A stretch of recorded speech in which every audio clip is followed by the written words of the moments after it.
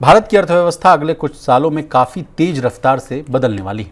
Goldman सैक्स की report में कहा गया है कि अगर भारत के घरों से जो पैसा निकलेगा वो सीधे बाजार में पहुंचेगा तो नई जान डाल देगा। रिपोर्ट के मुताबिक आने वाले 10 सालों में भारतीय परिवारों की बचत से यानी डिपॉजिट से करीब 830 लाख करोड़ रुपए बैंक, इंश्योरेंस, शेयर बाजार और पेंशन जैसी योजनाओं में लग जाएंगे। आसान भाषा में कहें तो अब लोग अपना पैसा सिर्फ जमीन, जायदाद या सोने में नहीं बल्कि ऐसी जगह लगाएंगे जहां से उन्हें बेहतर रिटर्न भी मिलेगा और देश की तरक्की में भी उनका कंट्रीब्यूशन होगा यानी योगदान। प्रवीण सर, अगर यह अनुमान सच साबित होता है तो आने वाले सालों में भारत की आर्थिक रफ्तार इतनी तेज हो जाएगी पूरी दुनिया चौंक जाएगी सर। नहीं, बिल्कुल बात सही है। और इसमें बचत का भी एक आंकड़ा है कि जो ये कहता है कि पहले जो हाउस होल्ड सेविंग थी वो जीडीपी का 11.6% थी, जो कि बढ़ के अब 13% पर पहुंच जाएगा। जी सर, 11.6 से बढ़कर 13 हो जाएगा। बिल्कुल। तो लोगों की इसका मतलब ये है कि बचत बढ़ रही है। और गोल्डमैन सैक्स की ये रिपोर्ट बहुत अहम है, जिसमें एक बड़ी बात ये भी कही है कि आने वाले वक्त में लगभग $1 ट्रिलियन का जो अमाउंट है वो म्यूचुअल फंड्स में और शेयर मार्केट्स में आने वाला है लोगों की बचत का। जी। इसका मतलब ये है कि लोग SIPs ज़्यादा करेंगे। इसका मतलब ये है कि लोग लंबे वक्त के लिए भी आपका शेयर बाज़ार में पैसा लगाएंगे। एक बड़ी बात यह है कि जो $4 ट्रिलियन इसमें यह कहा जा रहा है कि लंबे वक्त के लिए पेंशन फंड्स में, इंश्योरेंस में, ऐसे प्रोडक्ट्स में लोग लगाएंगे। जी। तो ये कुछ ऐसी चीज़ें हैं जो भारत के बढ़ते जो है वो प्रॉस्पेरिटी की तरफ एक इशारा करते हैं और लोगों की सेविंग्स में बढ़ोतरी की तरफ भी बात दिखाती हैं। प्रवीण सर, बैंकों में भी कहा जा रहा है कि $3.5 ट्रिलियन जमा हो सकते हैं, जिसके बाद बैंकों की भी सेहत सुधर सकती है, लोन्स बटेंगे और कंजम्पशन का जो पहिया है वो फिर से घूमने लगेगा। बिल्कुल, $3.5 ट्रिलियन की जो रकम है, देखिए, और बैंकों में जो डिपॉजिट है वो स्टॉक मार्केट और म्यूचुअल फंड से ज़्यादा है। एक ये ट्रेंड भी समझने वाला है। जिस चीज़ को लेके बार बार ये एक समस्या पैदा होती थी, सवाल खड़े होते थे कि बैंकों से पैसा सारा निकल जाएगा, लोग ओवर फाइनेंशियलाइजेशन या अपने शेयर बाजारों में और SIP में पैसा लगा देंगे और लोगों को फिर पूरे देश के फाइनेंशियल सिस्टम के लिए एक प्रॉब्लम खड़ी हो सकती है।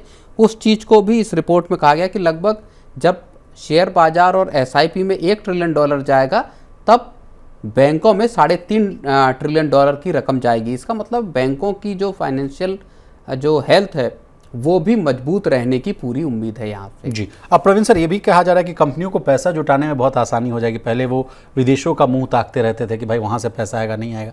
अब उनको कहा जा रहा है कि अपने घर से ही वो पैसा बटोर लेंगे तो अच्छा खासा जो है उनका इनकम बढ़ सकता है। और यही बात अगर मैं ट्रेड टैरिफ को लेकर और टेंशन्स को लेकर, जियोपॉलिटिकल तमाम जो मसले चल रहे हैं उसको लेकर भी हम लोग मनी सेंटर में तमाम चर्चा करते रहते हैं कि अगर हम लोग इनवर्ट पॉलिसी ही बना लें, अपने देश के ही अंदर अगर देखें कि किस तरह से बिजनेस क्रिएट किया जा सकता है, उसको अच्छे से चलाया जा सकता है, उससे हमारी इकॉनमी को ही बहुत बेटरमेंट हो जाएगा। इस पर कुछ ऐड करना चाहेंगे? नहीं, बिल्कुल, आपने जो बात कह रहे हैं कि जो कंपनियां हैं अपने केपेक्स का या अपने जो भी एक्सपेंशन है उसमें कर्ज में जो उनका भारतीय बैंकों की हिस्सेदारी है वो बढ़ाएंगी।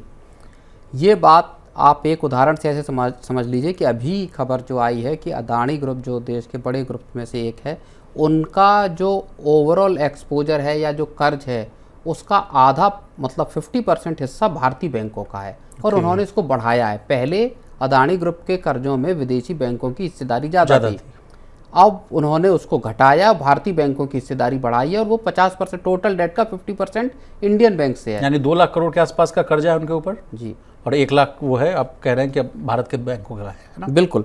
तो अच्छा, बैंकों के पास पूंजी है जिससे कि वो बड़े प्रोजेक्ट्स के लिए, बड़े कॉरपोरेट्स को कर्ज देने के लिए सक्षम है। तो आपको बाहर जाकर कर्ज लेने की ज़रूरत नहीं है, आपको घरेलू बैंकों से कर्ज लेके आप अपने प्रोजेक्ट्स को आगे बढ़ा सकते हैं। और सरकार की जो ईज़ ऑफ डूइंग बिजनेस वाली पॉलिसीज़ हैं उस सब का भी फ़ायदा यहाँ पे मिलता हुआ दिखाई देता है। अच्छा जी सर, और फ़ायदा इन लोगों का भी होगा जो मार्केट एक्सपर्ट है और जो फाइनेंशियल एडवाइज़र, उनकी भी चांदी होने वाली। कहा जा रहा है कि शेयर बाजार में, म्यूचुअल फंड्स में अगर पैसा आएगा तो इन लोगों की भी बल्ले बल्ले होगी। नहीं, बिल्कुल, सबका देखिए, जिस तरह से नई पीढ़ी जो है जिसमें स्टूडेंट्स हैं या जिसमें बहुत कम या पहली जिसकी नौकरी लग रही है, वो व्यक्ति भी स्टॉक मार्केट में या कम से कम SIP करने की शुरुआत कर दे रहे हैं। तो लोगों का में फाइनेंशियल अवेयरनेस का हमने उसको बढ़ते हुए देखा है। जी। और इसका फ़ायदा फिर पूरे देश की इकोनॉमी हो, चाहे फिर उसमें एनालिस्ट हों या दूसरे लोग हों, वहाँ पूरे की पूरी इकोनॉमी को इसका फ़ायदा मिलने की जी। संभावना ब्रोकिंग है। इंडस्ट्री का भी जो रोना था वो भी बंद हो जाएगा सर। नितिन कामत साहब भी कहते रहते थे कि भाई अब लोग कम ट्रेड कर रहे हैं, बहुत सारे रूल रेगुलेशंस आ गए हैं, हमारा धंधा चौपट हो रहा है, जितना बिजनेस और रेवेन्यू आता था उतना नहीं आ रहा है, तो उनकी भी अब लगता है चांदी होने वाली है सर। हाँ बिल्कुल। डीमैट खाते देखिए, अभी देश में 20 करोड़ के आसपास डीमैट खाते हैं जी।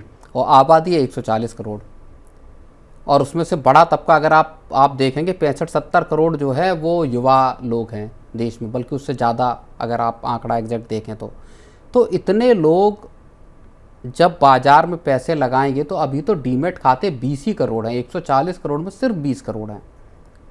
तो वो 40 करोड़ भी अगर डीमैट खाते होंगे तब भी अभी संभावनाओं के तो असीम जो है दरवाजे खुले हुए हैं सर दरवाजे और वो चाहे ब्रोकिंग कंपनियां हो, चाहे म्यूचुअल फंड इंडस्ट्री हो, चाहे कंपनियां हो जो मार्केट से पैसा उठाना चाहती हैं आईपीओ के जरिए या दूसरे तरीकों से, उन सबके लिए बड़े मौके भारतीय अर्थव्यवस्था में मिलते हुए दिख रहे हैं। सर एक बड़ी खबर आ रही है, फिच रेटिंग की एक रिपोर्ट आ रही है, ग्लोबल रेटिंग जो है फिच, उनका मानना है कि अमेरिकी टैरिफ का जो भारत की अर्थव्यवस्था पर मामूली असर होगा। रिपोर्ट के मुताबिक कहा जा रहा है कि इसे आखिर में कम भी किया जा सकता है, और फिच ने भारत की जो क्रेडिट रेटिंग है उसको BBB नेगेटिव पर बरकरार रखा है। अब भारत के मजबूत आर्थिक विकास और स्टेबल इकोनॉमी ने इस रेटिंग को सपोर्ट किया, ऐसा कहा जा रहा है। सर इस पर अगर आपको कोई लास्ट कॉमेंट आ जाए।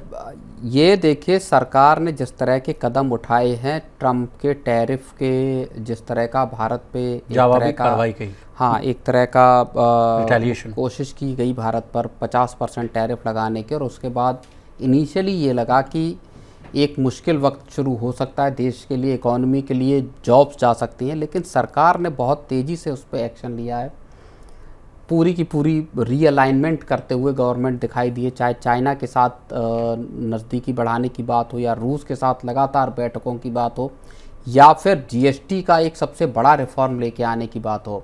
दो बड़े जो रेट्स के ब्रैकेट थे उनको ख़त्म करके 12% और 28% को लोगों को सस्ता सामान देने की जो सरकार कोशिश कर रही, बहुत जल्दी उसको लेके आने की बात है। 3 तारीख को वहाँ से पूरा का पूरा अब गेम बदलता हुआ दिखाई दे रहा है इकोनॉमी के लिए। एक जो झटका लग रहा था, हो सकता है वहाँ से एक अपॉर्चुनिटी बनती हुई नजर आए। विशाल